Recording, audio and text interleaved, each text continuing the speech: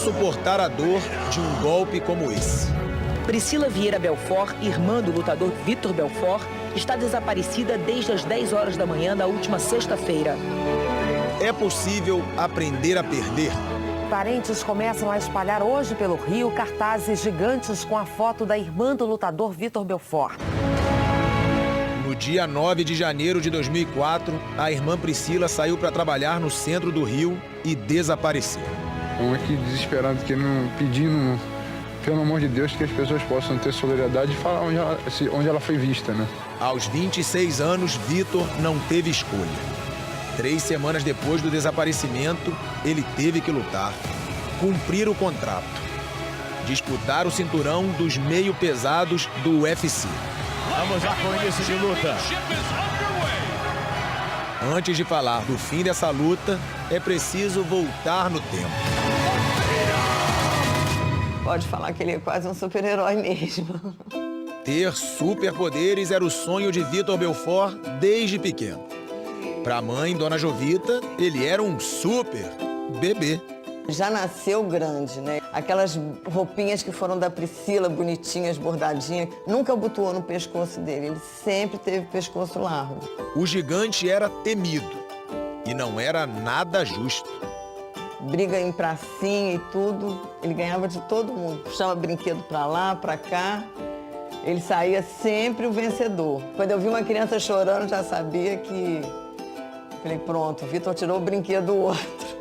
O tempo foi passando e a irmã Priscila também sofreu com a personalidade do garoto.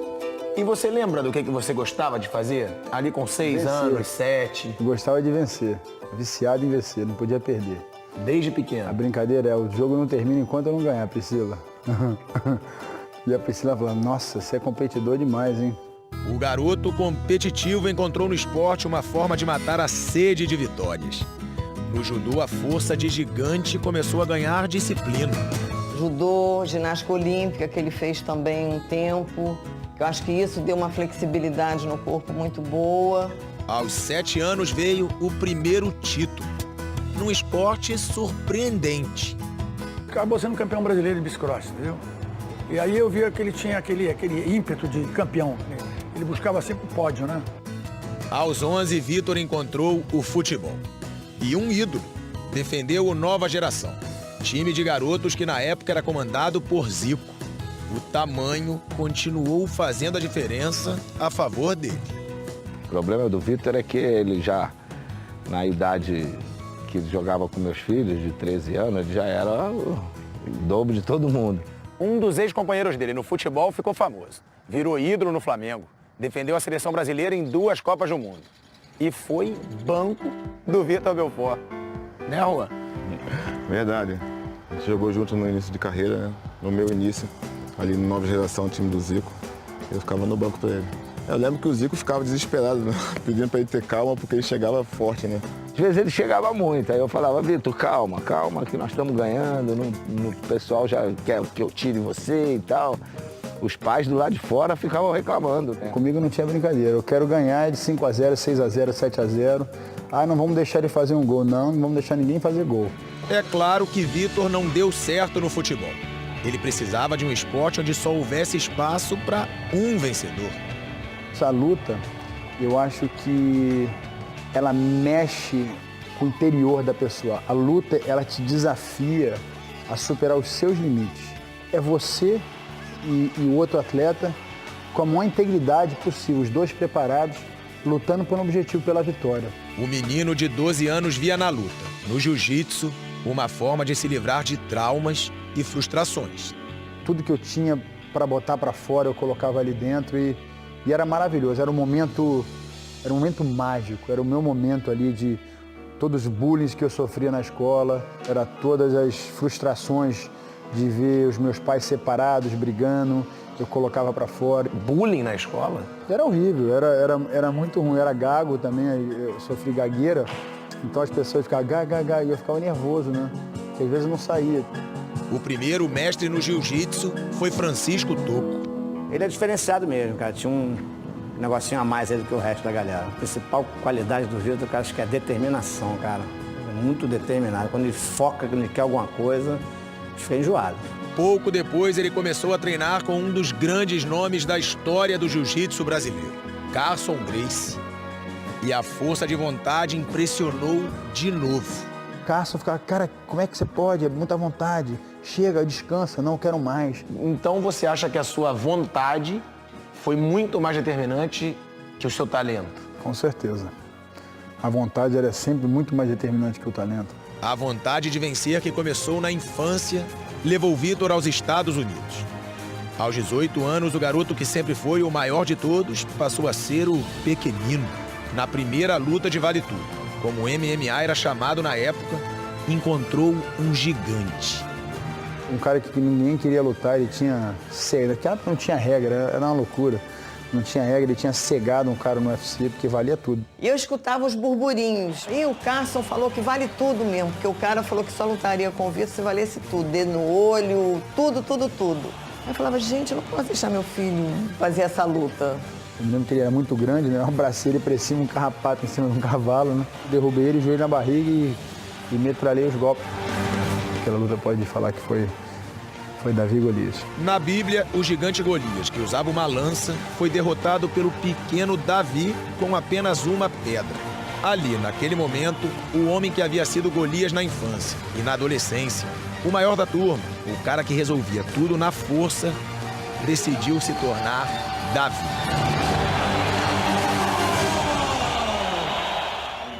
E hoje, o nome do filho do Vitor Belfort é Davi.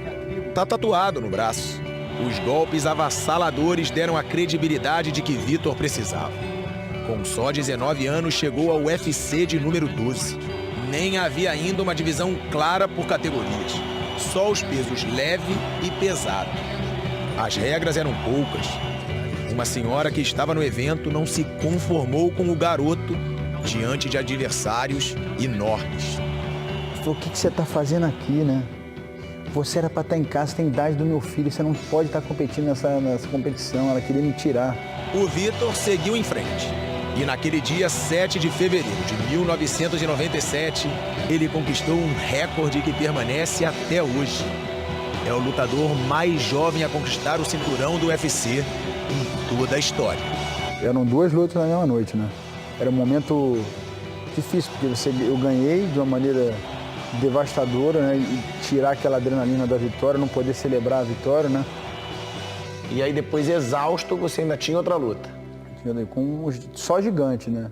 O mais leve era 115 quilos e minha final era contra o Scott Ferroso, que era um troglodita. Eram os 150 quilos de Ferroso contra os 90 de Vitor Belfort. Ferroso ria, provocava. Não acreditava que poderia ser derrubado por alguém 60 quilos mais leve. Parecia uma pulga contra um urso, né? Mas em 43 segundos de luta, foi abaixo. Caiu uma planta, eu fui para trás e pô, ele apagou, o juiz interferiu, ele acordou, ele achou que a luta estava continuando. E ali já foi encerrado o combate. Campeão dos pesos pesados, a carreira decolou. As vitórias já eram anunciadas pelo hoje famoso mestre de cerimônias Bruce Buffer, quando ainda eram poucos os cabelos brancos. Vamos, Ronaldo, faz esse, Ronaldo, faz esse, Ronaldo, faz esse, Ronaldo, bateu, gol! Se o futebol tinha o seu fenômeno brasileiro, O 15º gol do fenômeno! As artes marciais ganhavam o seu. Foi assim que Vitor passou a ser chamado o Fenômeno. Vitor, the Phenom! O apelido pegou e os golpes impressionantes também. Vitor, the Phenom!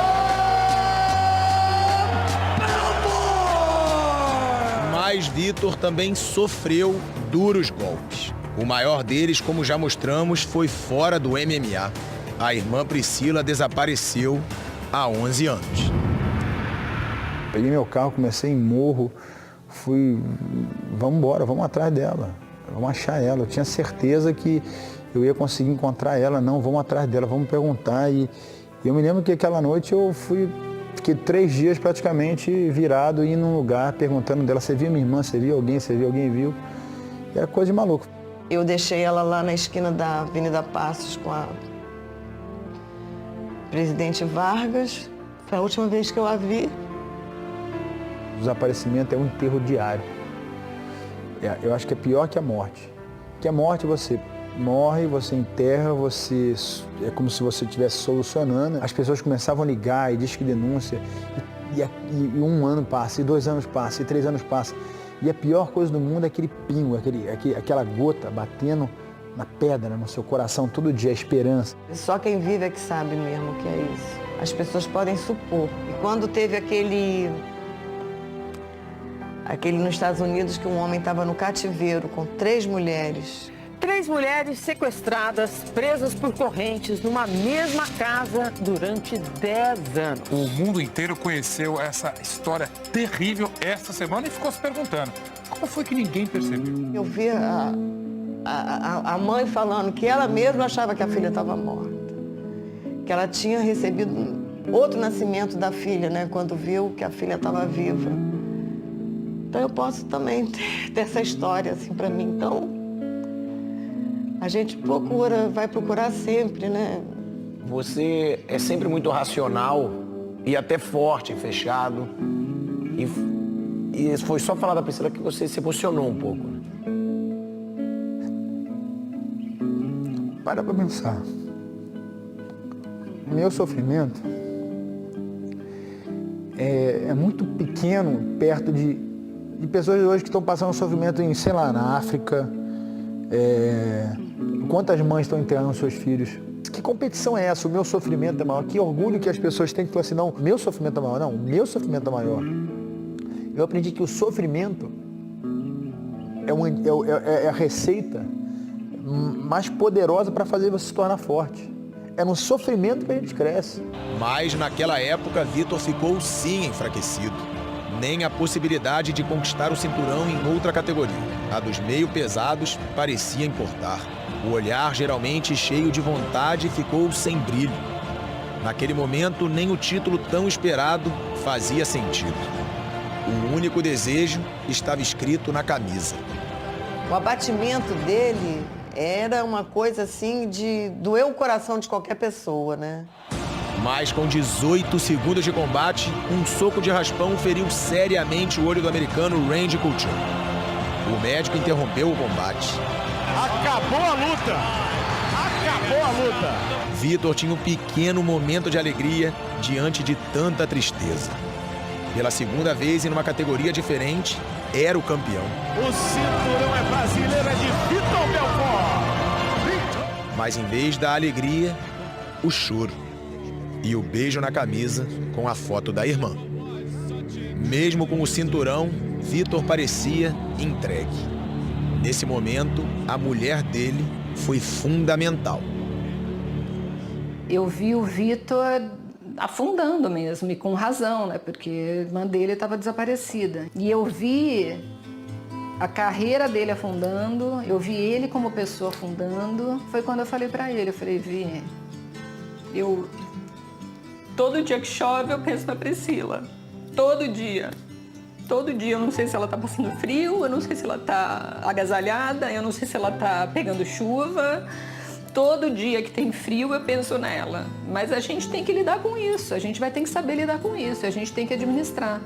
Porque senão vai acabar sua carreira, sua vida pessoal, nosso casamento, vai acabar tudo. E aí foi quando ele realmente decidiu encarar. Vitor Belfort vive hoje em Parkland, na Flórida, nos Estados Unidos. E encontrou na fé as lições para aprender a conviver com a perda.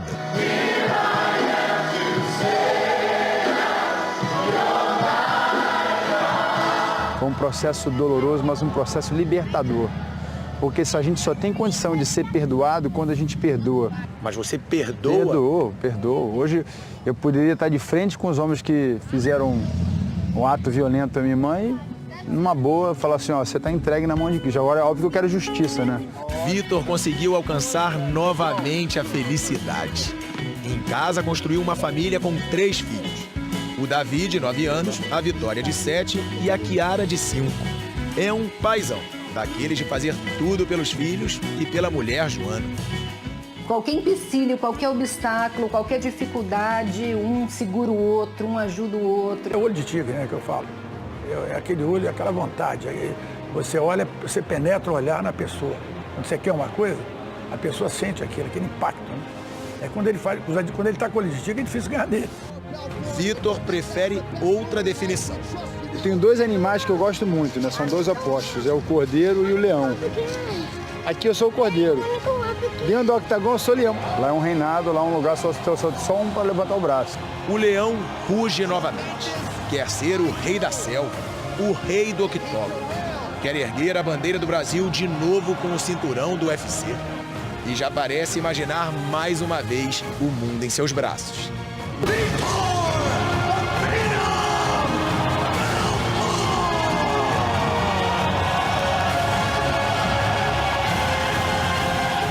Essa selva aqui é minha.